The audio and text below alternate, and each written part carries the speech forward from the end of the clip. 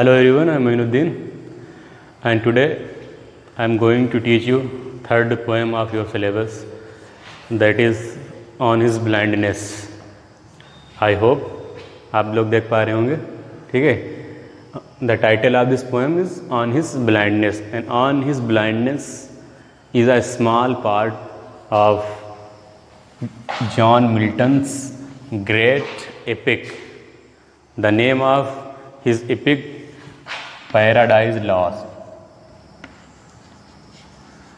Paradise Lost.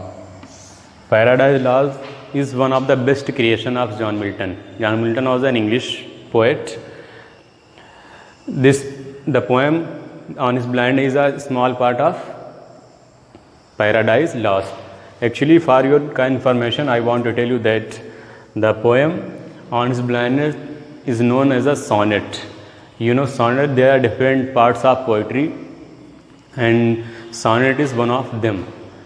Generally, we say that 14 lines poem are known as sonnet, but it is not correct according to me, because there are different types of sonnet. Shakespearean is sonnet, Petrarchan is sonnet. Okay, this poem is a Petrarchan sonnet, 14th line sonnet, and the rhyme scheme of this sonnet, AB, BA, AB, BA, CDE, CDE, CDC, CDC, you can say, okay. But I wrote only 6 line are this stanzas, ठीक है. Actually जो है पूरा board इतना था नहीं ना, इसलिए आप आधी स्टेंजा आपको फिलहाल लिखे गए. 6 लाइन आपको दिख रही होंगी इसकी. तो ये जो है लिखा है किसने, जो जॉन मिल्टन ने लिखा है. काफ़ी अच्छे थे, पोएट भी है, इंग्लिश पोएट थे. He is known as Surdas, ठीक है. सूरदास की तरह इनको जाने, because he became blind at the age of 44. That's why he called Surdas, ठीक है. काफ़ी टैलेंटेड थे, ज़बरदस्त इनके अंदर टैलेंट भी था. But he was so sad because he want to serve God, ठीक है, by composing its poetry. His only mission was to serve his God by composing poems in praise of God, but he could not do so because of blindness, because he became blind at the age of half of his life. It means 44 years age. After blindness, by the help of his 2 real daughters, ठीक है, he composed his poetry, but he was not happy when he was became blind. First of all, he complained a lot of. Gradually, he thought about the greatness of God. Then he changed his thoughts. At last, the last line of this stanza is always known, always said as a quote. ठीक, quotation की तरह इस poem की जो एक last line है, दरअसल वो जो बोर्ड पर नहीं है, तो इस पोएम की जो लास्ट लाइन है वो हम बता सकते हैं कि जो इसकी जो लाइन है उसमें फ़िलहाल 6 लाइन लिखी हुई हैं, लेकिन इस पोएम की जो लास्ट लाइन है वो हमेशा कोटेशन के रूप में यूज़ की जा सकती है, ठीक है. They also serve who only stand and wait. हम लिख दे रहे हैं, देखिए आप देख पा रहे होंगे, ये जो लाइन है, they also serve who only stand and wait. ये जो है, this is the last line of this stanza. इस लाइन की इस जो सॉनेट है ऑन हिज ब्लाइंड है, इसके आखिर की लाइन ये है, they also serve who only stand and wait. ठीक है, अभी इसके बारे में बात करते हैं. ठीक, तो फिलहाल अब मैंने बताया था ना कि ये जो है one of the best creation of John Milton. John Milton was an English poet. He became blind at the age of 44 years. His only mission was to serve his God by the help of writing poetry. Okay, तो ये इन्होंने जो है ये इनकी एक बहुत ही बड़ी एक इपिक इन्होंने लिखी थी, महाकाव्य के नाम से, जहाँ जैसे महाभारत है, रामायण है, लाइट ऑफ एशिया है, ठीक है. तो उसका छोटा सा पार्ट है पैराडाइज लॉस्ट. इन्हीं का इनकी एक क्रिएशन है। तो ऑन इज ब्लाइंडनेस इन्होंने लिखा है। एक्चुअली अच्छा होता क्या, किसी दिन आपको नेक्स्ट वीडियो में हम आपको राइम स्कीम के बारे में बताते हैं। तो ये जो राइम स्कीम जो एक्चुअली ज़्यादातर क्या कहते हैं 14 लाइन की जो पोएम होती हैं वो सॉनेट होती हैं, ऐसा नहीं है, ठीक है। क्योंकि जो सॉनेट है सॉनेट की राइम स्कीम भी होनी चाहिए। तो एक विलियम जो शेक्सपियर है सॉनेट होती है उसे हम इंग्लिश सॉनेट कहते हैं। मिल्टन की सॉनेट उसको क्या है बेटेलियन सॉनेट है, जैसे आप पेट्रार्कन सॉनेट, तो ये पेट्रार्कन की सॉनेट है। तो इसकी जो राइम स्कीम है आप देख पा रहे होंगे, इसकी जो राइम स्कीम क्या होगी, A B B A B B A, ठीक, और सी D E C D A. ये जो है मिल्टन की कह सकती है या जॉन ऑफ ब्लाइंड जो ये सॉनेट है इसकी, ये जो पेट्रार्कन इसकी जो सॉनेट्स होती हैं उनकी जो राइम स्कीम होती हैं, उनकी राइम स्कीम क्या होती है, A B B A C D E, that's it. तो ये जो है सॉनेट होती हैं। एक्चुअली क्या होता है 14 लाइन की पोएम्स होती हैं जो सॉनेट होती हैं। वो पोएम देखिए सॉनेट भी एक प्रकार की एक टाइप है पोएम की, ठीक है। तो उसमें 14 लाइन होंगी, ये कन्फर्म। देखिए जैसे फर्स्ट ईयर क्लास में मर्सी है वो इनकम्प्लीट सॉनेट है, बिकॉज देखिए वो इंग्लिश सॉनेट है बट 14 लाइन तो हैं लेकिन उसमें क्या है राइम स्कीम मैच नहीं करती, ठीक है, दैट्स वाई वो कंप्लीट नहीं है। तो यहाँ पे क्या कहेंगे, देखिए अब यहाँ पर 6 लाइन जो लिखी गई हैं तो आप जैसे देख रहे होंगे यहाँ पर इसे लिखा है स्पेंड लिखा है ये, उसके बाद देखिए वाइड है तो ये बी हो जाएगा। फिर बिल्कुल जो है वाइड के जैसे सिमिलर साउंड निकल रही है ना तो बी ही लगा देंगे यहाँ पर, ए बी। और फिर उसके बाद देखिए जो स्पेंड है तो यानी ए, यानी स्पेंड की तरह मैच क्या कर इसकी साउंड, तो ये हो जाएगी बेंट, ठीक है। तो ये बेंट हो जाएगी, तो बिल्कुल जैसे स्पेंड की तरह आवाज़ बेंट की है तो यहाँ पर भी ए लिखेंगे, ठीक है। और फिर यहाँ पर क्या लिखा है, यहाँ पर प्रेजेंट लिखा हुआ है तो प्रेजेंट है यानी बेंट के बिल्कुल सिमिलर है इसी की तरह, इसलिए ए है ना। फिर है चाइल्ड, तो यहाँ चाइल्ड है तो यानी कि वाइड की तरह थे बी, ठीक है। इसके और भी जो पॉइंट है फिलहाल इतनी ही लिखी है तो वैसे ही होंगे। तो मतलब ये टोटल क्या लिखेंगे, जैसे ये शुरुआत इसमें क्या होता है स्टार्टिंग मतलब क्या होंगे उसमें 8 लाइन की होंगी। तो 8 लाइन में उनकी जो राइम स्कीम होगी ऐसी होगी, शुरुआत की जो 8 लाइन होंगी उसकी राइम स्कीम कैसी होगी, A B B A B B A, ये स्टार्टिंग की 8 लाइन की राइम स्कीम होंगी। और बाकी की जो रिमेनिंग 6 लाइन्स होंगी तो ये सी डी ई, ठीक, इसलिए 8 + 6 = 14, ठीक है। तो 14 लाइन की जो पोएम होती है इनकी राइम स्कीम ये होगी। जब राइम स्कीम ये होगी तब आप कह सकते हैं ये जो कौन सी हो जाए पेट्रार्कन की क्या होगी, सॉनेट्स है। तो ये वही सॉनेट है। एक्चुअली ये था, आप आते हैं the theme of this poem, अभी मैंने बता दिया था मेन थीम यही है। देखिए एक्चुअली क्या होता है जब इंसान होता है ना, जिसे पैदाइशी अंधा है, उसने कभी दुनिया ही नहीं देखी हो, ठीक है, ठीक, तो उसके लिए इतना तकलीफ़देह नहीं होता है कि मतलब जो तो कभी उसने दुनिया में को देखा ही नहीं है, फिर चला जाएगा कोई दिक्कत नहीं होगी। लेकिन एक वो चीज़ें होती है जब इंसान ने 44 साल की उम्र तक उसने दुनिया देखी, हर एक चीज़ ऐशो आराम हर तरह से मनोरंजन उसने सब इंटरटेनमेंट किया, उसके बाद जो है आफ्टर 44 ईयर्स कह सकते ही बिकेम ब्लाइंड। जब इतनी उम्र के बाद 44 अभी आधी उम्र हुई थी तब वो अंधा हो गया था। कौन अंधा हो गया, जॉन मिल्टन, ठीक है। तब जॉन मिल्टन जब अंधे हो जाते हैं ना तब वही बोला ना कि जब 40 साल तक इंसान दुनिया देख लेता है फिर जब कुछ दिखाई ना दे तो कितना डेंजर हो सकता है, समझ सकते हैं। जब when he was became blind the whole world appeared before him as wide and wide, ठीक है। तो मतलब इतना डार्क एंड वाइड भी कह सकते हो। जब अंधे हो गया तो उनको सब इतना मतलब दिन रात हमेशा परेशान रहते थे कि मतलब देख ही नहीं पा रहे थे, रोशनी चली गई थी। उसके बाद क्या था, इनकी जो डॉटर्स थी उन्हीं के हेल्प से इन्होंने आगे की जो पोइट्री थी कंपोज की थी। इनका सिर्फ एक मकसद था कि गॉड के तारीफ़ में इन्होंने पोएम लिखी थी, ठीक है, कि सिर्फ उन्हीं की सेवा करना चाहते थे, but he could not do that, but ये ऐसा नहीं करते, that's why he was so worry, ठीक है, अबाउट हिज ब्लाइंडनेस, ठीक, इसलिए बहुत मतलब दुखी थे। शुरुआत में शिकायत करते हैं बट क्या धीरे धीरे जब ग्रेटनेस गॉड की जो महानता है, ग्रेटनेस है, उनकी जो मेहरबानी है समझ में आती हैं, तब ये कहते हैं कि हम लोगों को we should not complain against God, God से हमें कंप्लेन नहीं करनी चाहिए।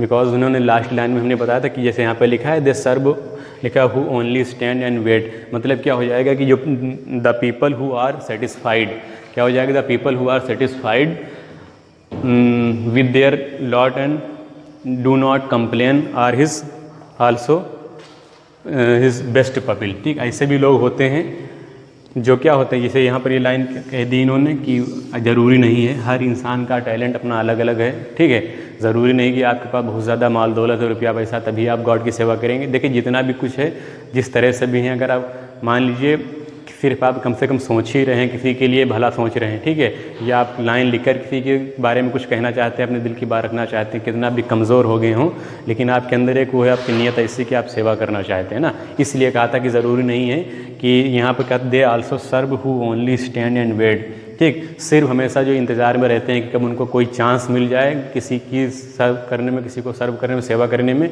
जो हमेशा इसी मकसद से इंतज़ार किया करते हैं, वेट किया करते हैं। ये क्या होते हैं, ये भी जो है गॉड के बहुत ही अच्छे पपिल्स होते हैं, जानने वाले भी होते हैं, ठीक है, या एंजल भी कह सकते हो इसे। जिस तरह से एंजल होते हैं, दूत होते हैं, उनके कहने पे काम किया करते हैं, ठीक।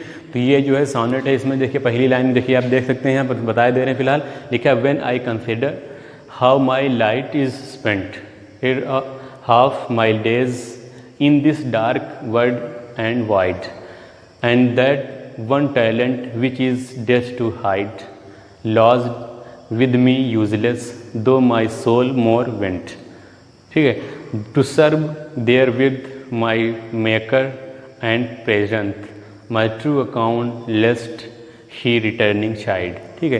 तो ये है। अब ये मिल्टन क्या कहते हैं, शुरुआत में क्या कहते हैं, when I consider, when I मतलब आई बोले तो मिल्टन कहते हैं जब वो मिल्टन सोचता है किसके बारे में, कि how my light is spent, जब वो सोचता है कि किस उसकी आंखों की रोशनी किस तरह से चली गई है ना।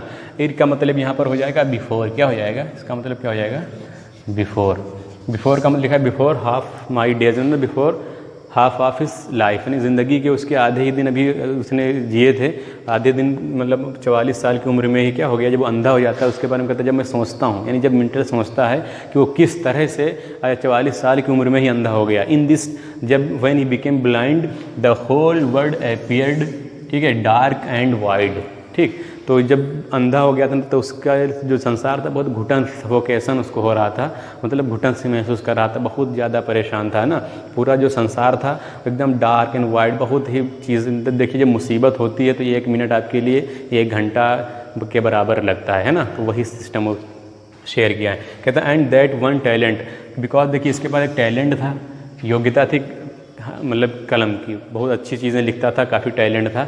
वो भी खुद कह रहा है कि जो एक इसके बस सिर्फ एक बार इसका जो टैलेंट था गॉड के नाम, या जो भी कंपोज करता था पोइट्री लिखने का एक योग्यता थी इसकी, वो भी कह रहा है which is death to hide, जो वो टैलेंट जो सिर्फ मरने के बाद ही ख़त्म होगा, अदरवाइज़ नहीं होगा, ठीक है। लेकिन टैलेंट है बट देख नहीं पा रहा है, तो कुछ चीज़ें जब तक देखेगा ना, किसी चीज़ को फील नहीं करेगा तब तक कैसे लिखेगा, ठीक है। इसलिए वो बता रहा है कि एक ही टैलेंट था जो कि मौत के बाद ही ख़त्म होगा, लॉस्ड जो नहीं कर सका है, विद द यूजलेस जो एकदम क्या है, एकदम बेकार पड़ा हुआ है, वो जो टैलेंट है उस जिसका आप कोई काम नहीं। दो का मतलब कह रहा है दो माई सोल मोर बेंट, अब सोल का मतलब यानी खुद वो जो मिल्टन है, मोर बेंट मतलब अत्यधिक बहुत ज़्यादा क्या हो जाए, भले ही बूढ़ा हो जाएगा, कैसा हो जाएगा, लेकिन मरेगा या जब तक मौत नहीं होगी तब तक ये टैलेंट ख़त्म नहीं होगा, ठीक। उम्र कितनी हो जाए किसी ने, लेकिन वो सब टैलेंट क्या है, बिल्कुल कोई काम का नहीं है क्योंकि अंधा हो गया है, बस ये चीज़ है, इसलिए इतने ज़्यादा शिकायत है। फिर लास्ट में क्या कहता है, to serve there with my maker, यहाँ पर है उसका मेकर का जो एम कैपिटल बना है, एक्चुअली बीच सेंटेंस में एम कैपिटल नहीं बनता, बट यहाँ पर गॉड के लिए यूज़ किया गया है मेकर, ठीक है, इसलिए यहाँ पर एम क्या बनाया गया है, कैपिटल लेटर से यूज़ किया गया है। तो टू सर्व सेवा करना भी बहुत बोला था कि he wanted to serve God, है ना। ही या यूँ कह सकते हो कि his only mission was to serve God by composing the poetry in praise of God, ठीक। तो यही कह रहा था कि उसकी सेवा में ये क्या करना चाहता, मेकर इसको जो बनाने वाले यानी गॉड है यहाँ पे मेकर का मतलब, तो उसकी सेवा करना चाहता था। तो ये कह रहा कि लेकिन वो उस वक्त to serve there with my maker and present यहाँ कह रहा है, ठीक। वो कह रहा है प्रेजेंट का मतलब होता है उपस्थित होना, किसी के सामने जाना। माई ट्रू अकाउंट, तो ट्रू अकाउंट का मतलब क्या हो जाएगा, लेखा जोखा, मतलब जब पैदा होने के बाद अब तक जितना भी उसने कुछ किया है, आप लोग भी जो भी हो, तो जब तक अपनी लाइफ में जितना आप अच्छे बुरे वर्क करते हैं उनके लिए बता रहा है कि जो ट्रू अकाउंट है मतलब लेखा जोखा जो है, ठीक, स्टैटिक्स जितना रिकॉर्ड है वो बता रहा है। ये जो लिस्ट यहाँ पर आया है, ठीक है, तो लिस्ट का मतलब होता है कहीं ऐसा ना हो, ठीक। तो ये अब ग्रामर अगर आप पढ़ेंगे तो उसमें भी क्या होता है कि लिस्ट के साथ में कोई नेगेटिव वर्ड नहीं आता है, इसका मतलब भी होता है कहीं ऐसा ना हो, ठीक। तो माई ट्रू अकाउंट, फिर कह रहा है लिस्ट ही, यहाँ पर ही कैपिटल है क्योंकि गॉड के लिए यूज़ किया गया है। तो ही रिटर्निंग चाइल्ड, चाइल्ड का मतलब रिब्यूक करना, डांटना, फटकारना होता है। देखिए वो यही इनडायरेक्टली इस लाइन में ये कहता है कि वो तो एक्चुअली सेवा करना चाहता था, लेकिन वो क्या है 44 साल की उम्र में अंधा हो जाता है, और जब ये डर रहा, इस बात से डरता है कि कहीं ऐसा, लिस्ट क्या कह रहा कि जब कहीं जब मौत के बाद या एक दिन ऐसा हो, the last day of judgement, है ना, तो उस दिन जब अपीयर हो गॉड के सामने, इसको यकीन है कि मरने के बाद गॉड के सामने इसे एक दिन अपीयर होना है, ठीक। तो जब उनके सामने ये मौजूद खड़ा होगा, जाके हाजिरी देगा, तब ये डर रहा है कि ऐसा ना हो सारा जो लेखा जोखा मैं लेकर गॉड के सामने खड़ा हूँ जाके, तो कहीं ऐसा ना ही रनिंग चाइट, तो वो हमें डांटे फटकारे, हमारे जो कर्म जितने कैसे हमने किए हैं किस तरह से, ठीक। तो इस चीज़ को लेकर काफ़ी जो है डरा हुआ है। वो सारी चीज़ें शुरुआत में ये सब चीज़ें कहता है,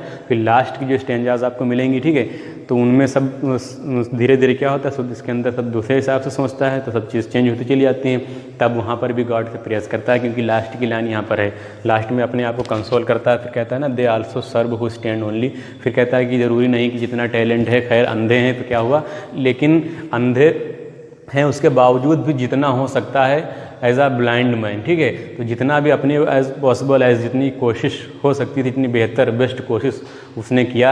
इसीलिए उसने कहा था कि इंसान के पास जितना है, ज़रूरी नहीं कि बहुत चीज़ें होनी चाहिए, आप कुछ भी जितना है, जिस तरह से जिसके लायक हैं आप चल नहीं सकते हैं, बहुत माजूर हैं, लेटे लेटे कोई काम ऐसा नेक काम कर सकते हैं, बैठे बैठे या दिखाई नहीं दे रहा उसके बावजूद आपके अंदर आप मन से भी उस तरह से सोच सकते हैं ना। इसलिए कहा था कि ज़रूरी नहीं कि सब कुछ, कि हर जिनके पास माल दौलत है, जो बहुत ज़्यादा बहुत रईस आदमी है ना, तो उन वही केवल लोगों की मदद कर सकते हैं या गॉड की सेवा कर सकते हैं by the help of money, but ऐसा नहीं है, इन्होंने क्लियर कर दिया है। इसमें कुछ लाइन आपको बाइबल के भी मिलेंगी, ठीक, इसलिए बताया है इसने लास्ट में। तो इसलिए ऐसा कहा कि मतलब आप कमज़ोर हैं, निहायत कमज़ोर हैं, उसके बावजूद भी आप बेहतर थिंकिंग करते हैं। अगर अंधे हैं फिर भी आप अच्छी से अच्छी लाइन ही लिखते हैं, तो वो भी कहीं कम नहीं है एक गॉड की सेवा में, है ना। तो ये सारी चीज़ें बताई हैं ऑन हिज ब्लाइंडनेस में, ठीक। तो बहुत पहले बहुत उदास थे, तो धीरे धीरे क्या हो समझ जाते हैं कि हाँ एक्चुअली ऐसा नहीं है, ठीक। तो ये ही सोचते हैं कि मतलब जब ये वही लिखा है ना, when I consider how my light is spent half of, मतलब ये यहाँ it half of my days in this dark and wide. तो कह रहा है कि जब सोचता है तो बहुत दुख होता है इसको, कह रहा है आधी उम्र भी हुई नहीं, ये अंधा हो गया, और ये इतना जो दुनिया संसार इतना सब अंधेरा ही अंधेरा सा नज़र आ रहा है, बहुत परेशान हो रहा है, बहुत दुख होता है इसको। And that one talent which is death to hide lodged with me, एक ऐसा टैलेंट लिए टहल रहा है जिसका कोई मतलब नहीं, जो टैलेंट कब खत्म होगा, सिर्फ मौत जब होगी तभी टैलेंट खत्म होगा, वरना टैलेंट इसके साथ हमेशा रहेगा, लेकिन अब कोई उसका काम नहीं है, क्योंकि टू सर्व देयर विद, सिवाय उसके सिर्फ माई मेकर से अपने गॉड की ये प्रशंसा में, तारीफ़ में कह सकते हो कुछ लाइन्स लिखना चाहता था, इसकी वजह से वो सेवा करता ताकि उसका गॉड खुश होता, but he could not do so, but ये ऐसा नहीं कर सकता। दैट्स वाई ही अफ्रेड, वो डरता था कि when the last day of judgement when he will appeared in front of God, है ना, then lest he returning child, कहीं ऐसा ना हो कि वो डांटा जाए, है ना, इसलिए उसने कहा था। तो ये अपनी खुद की लाइन उसने अपने एक्चुअल जो ओपिनियन है वो उसने शेयर किया था, ठीक है। तो ये स्टार्टिंग को ये थी, इसकी ओपनिंग स्टेंजा थी, ये फिलहाल मैंने समझा दी। नेक्स्ट वीडियो में आपको जैसे एक्सप्लेन और सेंट्रल आइडिया कराएंगे, ठीक है।